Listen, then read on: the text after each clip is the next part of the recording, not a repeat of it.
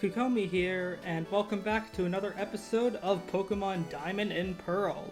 Last time, we explored Eterna City and see what it had to offer. Today, we're going to take on the Pokemon Gym. But first, a few things. Between the episodes, I have caught a meeeee, wherever it is in the Pokedex. The Pokedex. I have caught a meeeee.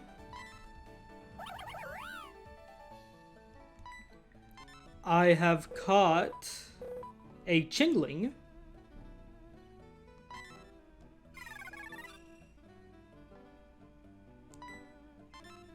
And, I have evolved. I had to catch a Wurmple and evolve it into a Cascoon and then to a Dustox. And you're probably looking at the footage on screen right now and saying, wait a minute, Kukomi, that's not a shiny Dustox. And first off, congratulations for recognizing that. I think Dustox's normal and shiny look very similar. Second off, remember when I said that Wurmple's evolution is determined by its personality value? Remember when I also said that the Q-Charm glitch messes with the personality value of the encountered Pokemon, and that's why you can pull off the Q-Charm glitch? It took a while for my brain to put 2 and 2 together. In fact, it took about 6 Silcoons, shiny Wurmples evolving into Silcoons, for me to realize that every Wurmple you encounter with Q-Charm in Gen 4, because of the oversight, will always evolve into Silcoon. Which means I have no way of getting a shiny Cascoon unless I am playing any other game that's not Diamond with the Q-Charm glitch active. I mean, I could also just shiny hunt for one, but for a Wurmple, but I won't know what the Wurmple will evolve into, so unfortunately, I was not able. We had one of our first examples of Pokemon I just had to catch without getting a shiny version of it. And there will be no way for me to get a shiny version of it, unfortunately. Secondly, off-screen, I trained Ponyta a bit. I've been specifically having it fight Budew to up its special attack, as I taught it Hidden Power. And through plugging its stats into a calculator online and all of that, I have found that my Ponyta, well, one has a in terms of IVs, has a IV of 30 and HP, which is almost perfect. IVs range from 0 to 31 individual values. Think of it like the genetics of Pokemon, and the higher it is, the better the stat will do. And my Ponyta also has good attack and special defense. What it's lacking in IVs, however, is special attack and speed. So I have a graph on my phone, or a chart on my phone on a Google Doc, and I've been charting out the EVs my Ponyta have been getting, making sure it's been attacking Pokemon. It's only been getting experience from Pokemon that give special attack and speed EVs. Yes, I am that determined to make sure this Ponyta turns out okay. But I think everything will be okay. Ponyta also learned Ember at level 16, and something I remembered, or I figured out now, is that in Platinum, they made it so Ponyta could learn Flame Wheel early. In Platinum. In Diamond and Pearl, Ember is the best fire move Ponyta gets for another 20 or so levels, naturally. It gets one fire move 10 levels later, but it is an awful move.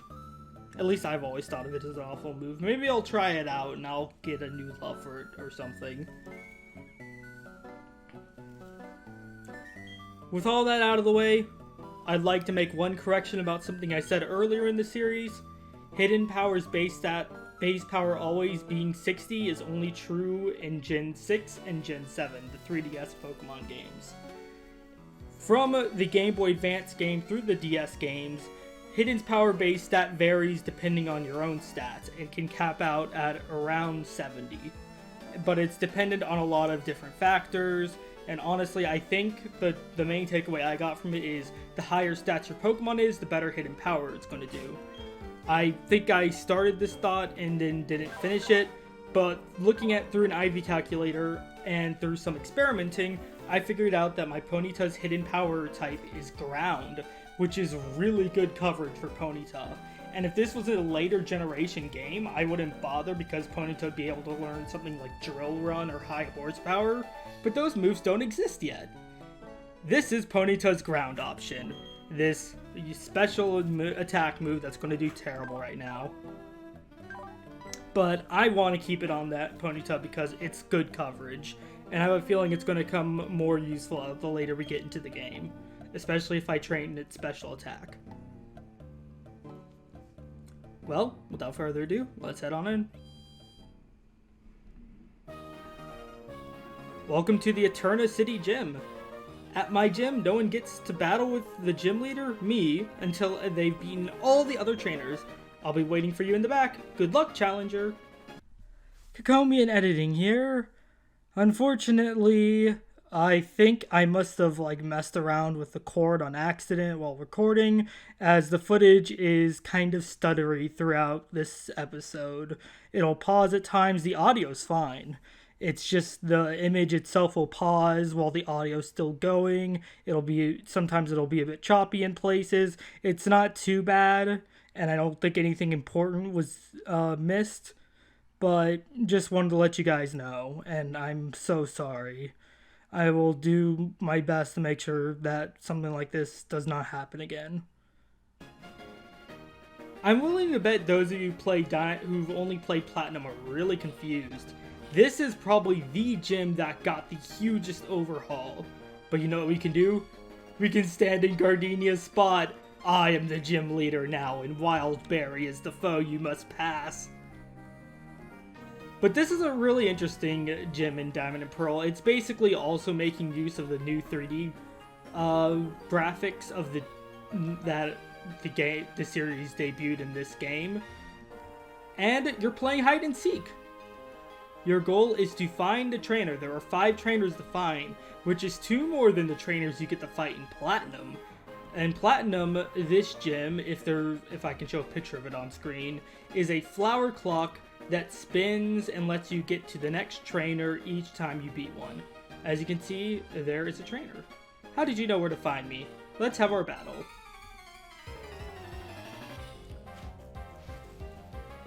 We're fighting Last Caroline, and she has a Cherubi. And I figured this would be a good time to talk about Cherubi. I have not gotten it from a honey tree yet, but we're not seeing it, and it can only appear from honey trees in the Sinnoh games. And we're going to be seeing a lot of them right now.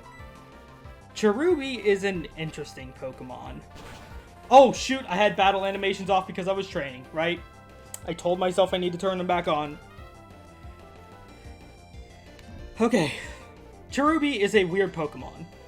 It is a fast grass type. It'll end up being fast, with the ability Chlorophyll that doubles its speed in sunlight. Its main thing is that it hits hard with grass moves and goes fast until it evolves. Oh, it'll gain more speed when it evolves, but on the flip side, it will lose its ability Chlorophyll and gain the ability Flower Gift. It is an ability unique to Cherum. Sorry, I should really start with saying the names of the evolution of Pokemon when they appear on screen. Cherubi evolves into Cherum at level 25, by the way. Cherum is still going to be your fast grass, semi-fast. Its base speed is like 84, I think.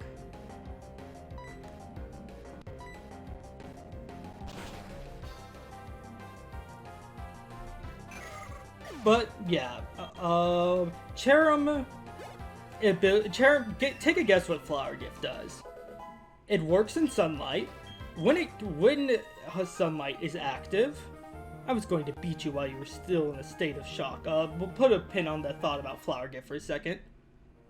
Okay, the next trainer's at the end past the 2 boulders, I think. Yep, they give you a hint on where to look. And I believe the next trainer's right over there. I know a trainer appears in that corner. Oh, there's the trainer. Nice. Yep, you can see 2 boulders. Here's the next trainer.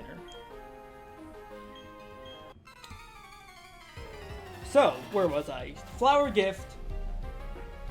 It does. So what it does is it ups allies' attack and special defense during battle when sunlight is active. It also changes it from its depressed, droopy form into its happy, cheery form.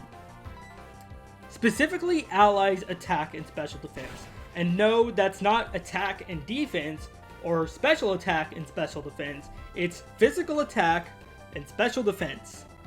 This is probably one of the most confusing abilities I have ever seen on a Pokemon. And remember, I said ally?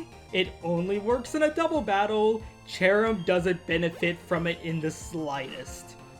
Which means if you're going to use a Cherrim in a playthrough, you're essentially going without an ability. But by all means, Cherrim is still a just decent Pokemon. I've used one before.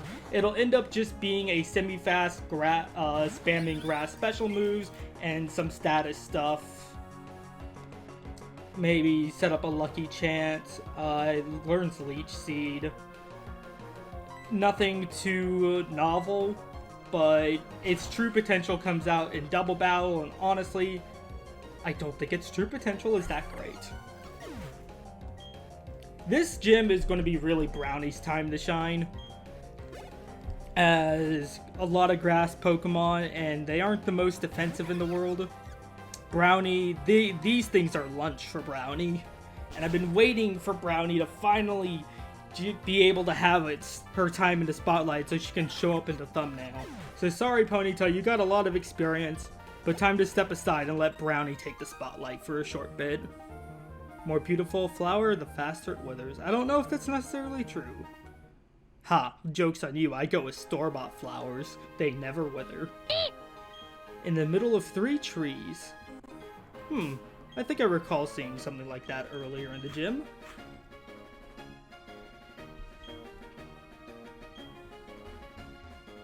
There's 2 trees. So an interesting fact about this gym is one, I think it was the last trainer. I had so much trouble finding that trainer. And I can't remember which trainer it was specifically. I think it might be the one I said that I know will appear in the corner. And hey, look, a Turtwig. I never really did talk about the Sinnoh starters too much in depth, aside from a brief overview and show all their sprites on screen, but maybe some other time. Some other time. Oh, god dang it, I keep forgetting I have battle animations turned off. Turn on battle animations. Turn on battle animations. Turn on battle animations. If I keep saying it, I will remember it. Turn on battle animations.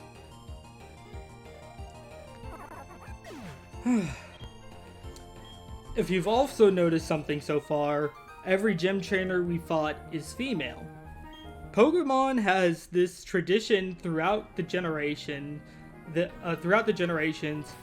there is one gym in each game that always has a gym full of just female trainers.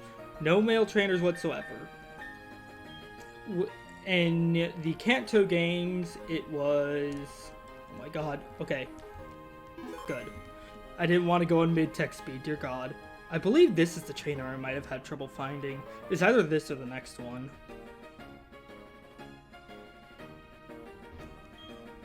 You found me. Of course I'll battle you. That trainer blends it really well with the trees. But yes, in Kanto, it was the 4th gym, Erika's gym. In Johto, it was the 3rd gym, Whitney's gym. In 3rd gym is the only weird exception, where the final gym, the gym led by Wallace or Juan, depending on whether you're playing Ruby and Sapphire or Emerald, all the gym trainers are female, but the gym leader themselves is a guy. So that's sort of the all-female gym, but you put that in air quotes. And this game for Diamond and Pearl, Black and White. Ooh, let me think about that one for a second, actually.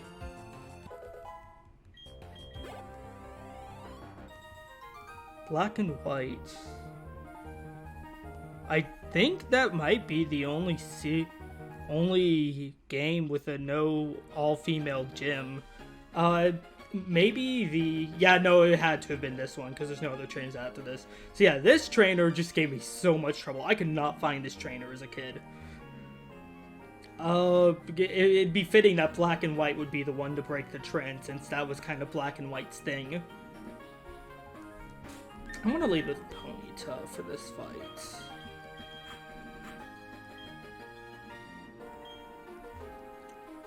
But I believe Elisa is the 4th gym in Black 2 and White 2. And then the 6th gym in Kalos, Valerie's gym, the Fairy gym, and the 5th gym, or the 5th gym in Sword and Shield, the Fairy gym, again. But first, I want to talk about fairy types, but another time. They're not even relevant to this game. You kept me waiting. I'm Eterna's gym leader, Gardenia, the grass-type master. When I first saw you, I was convinced you'd find your way to me. Yeah, I know, I've been here before. My hunch was right on the money. You have a winning aura about you. So anyways, this will be fun. Let's have our battle.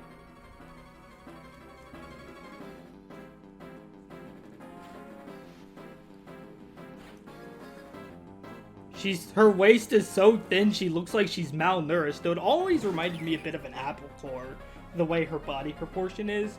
I know that's a really weird thing to say, but that's just what I thought of. So remember way back earlier in this series, when I mentioned that there was one point where I got walled hard, and just couldn't get past it? This was it. This was the trainer I could not get past when I first started Diamond and Pearl, when I chose Piplup as my starter. She starts off with a Cherubi level 19. In Platinum, she'll actually start off with her second Pokemon, and her Cherubi will be a Cherrim. And her first Pokemon will actually set up Sunlight, which doesn't help Cherrim at all. It would actually help Cherubi more, which is kind of funny. It's not a double battle. So, it's a theoretically tougher fight. Cherrim has better stats. Yes, her second Pokemon, Turtwig, is her lead in Platinum. Knowing Sunny Day. I don't think it knows Sunny Day in this game. But I definitely want to get Starry or Brownie, and...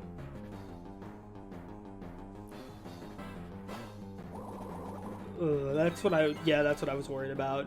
So I think I'm going to get Turtwig's defense down, or get it down to low HP and then switch out. Because I don't want Ponyta to try and take Rose, or, I didn't say the name of the last Pokemon of Gardenia. No, this is going to be a surprise. Razor Leaf, 55 power grass move that has a high crit ratio, became physical in this generation, is a great fit for Turtwig. Well, I got my chance to switch out Ponyta. Don't worry, Ponyta, you did your best. And you won't get any experience from this Turtwig, which gives defense EV, so it works out. But yeah, her Turtwig's main thing in this game is that it's going to withdraw, try and get its defense up. A recommendation is that, one, if you have Chimchar, this gym is a joke. Monferno does what Prinplup doesn't. But another really good Pokemon for this gym is Golbat, the evolution of Zubat, which I don't know if I've shown Golbat on screen before. Poison Flying, which quad resists grass. Golbat makes a joke of this gym. Zubat evolves into Golbat at level 22, and even then, even a level 20 Zubat, because it'll already know Wing Attack at that point. This is the coup de, or piece de resistance. There is a clever joke there, and I can't think of it off the top of my head. But yeah, Roserade, the final evolution of Budew, and what Wildberry will eventually become. Yeah, this thing is scary. It's fast, it hits hard on the special side of things. Its moves are Grass Knot, Stun Spore.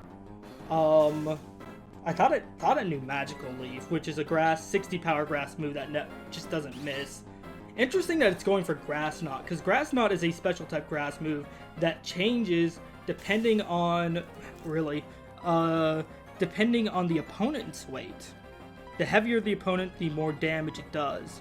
So, like I said, I do like to limit myself to the items that the gym leader has. So, Poison Sting. I can't get poisoned. So there's its third move, and I don't know what its fourth move in this game is. Gardenia? You do know you can't flick 2 status ailments at once, right? If it had Growth as its third move, that would be awful. Just like any final gym leader Pokemon in this game, it has a Citrus Berry, which I think means we can use 1 berry. It puts us on the same level. Or at least, well, really, nah. I'm just gonna try and stick to Super Potions and see if I can just get through the paralysis. Alright, she might heal here. Nope. Alright. That's definitely not going to. Even if that crit, that would not have killed. Okay, so Grass Knot might kill here. I've used 1 Super Potion, she's used 1 Super Potion, so I feel like I want to honor that. So I'm going to go for the Quick Attack. Alright, come on, don't take me out. Survive, Brownie! Yes! Alright, Brownie, you got... No! See, I knew it! She had Magical Leaf! I knew she had Magical Leaf!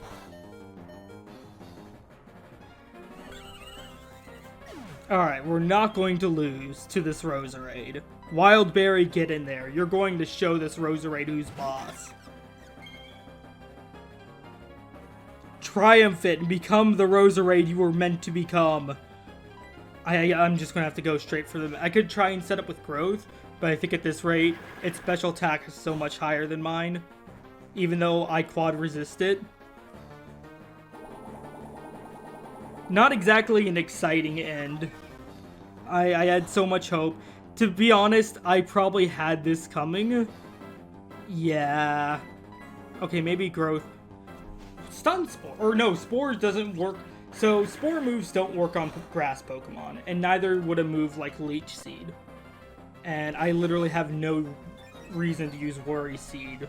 As the only way I could possibly inflict that Roserade can fall asleep is if I choose to go inflict sleep on it. I clicked Stun Spore on accident. Well, never mind. I'm thinking of later games where Spore moves don't work on grass Pokemon. Goes to show my knowledge of this game. Alright. Behold the most exciting gym battle.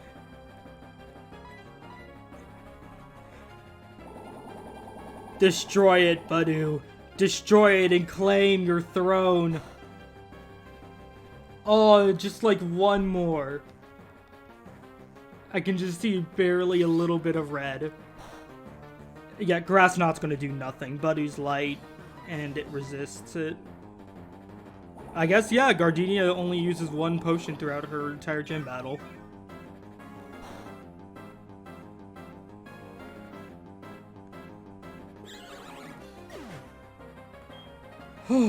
But that gets Wild Berry a buttload of experience and a lot of friendship, as both not only winning a battle, but winning a gym battle gives extra friendship. Amazing, you're very good, aren't you? Wild Berry is the savior again. Oh my god!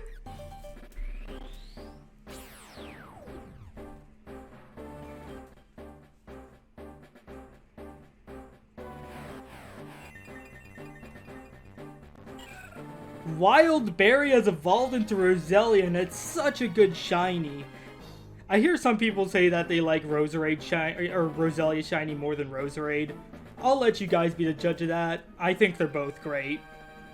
Wild Berry, I'm sorry, Brownie. This was supposed to be your time in the thumbnail, but Wild Berry, you're gonna get the thumbnail again. Oh, I'm so sorry, Brownie. I promise I'll get you in the thumbnail. I love you, Brownie.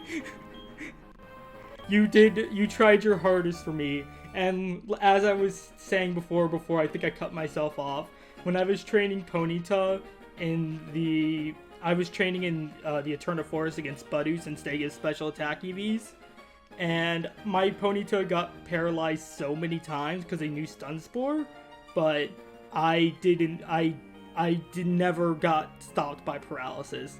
So this is payback from literally like an hour ago. They giveth, they taketh. What do you say afterwards? Yep, if there's one thing I can tell you about you, it's this. You and your Pokemon are going to get even tougher, and I mean seriously. Gardenia's cool, and I want to give a shout out to the anime episode with her and James's Cacnea from the Pokemon anime. It's such a good... I haven't seen it in a while, but my memory is telling me that it's a very good episode. You've beaten the gym leader. Your Pokemon look much tougher. Really? The two of them look knocked out. And we see that Nick was here before us. Alright, so I think we're going to stop the episode there, but we can finally have the ability to use Cut outside of battle, which is awesome. And there are three particular places I want to explore next episode. Pachirisu, you're just picking up stuff for us. You don't need all of those moves.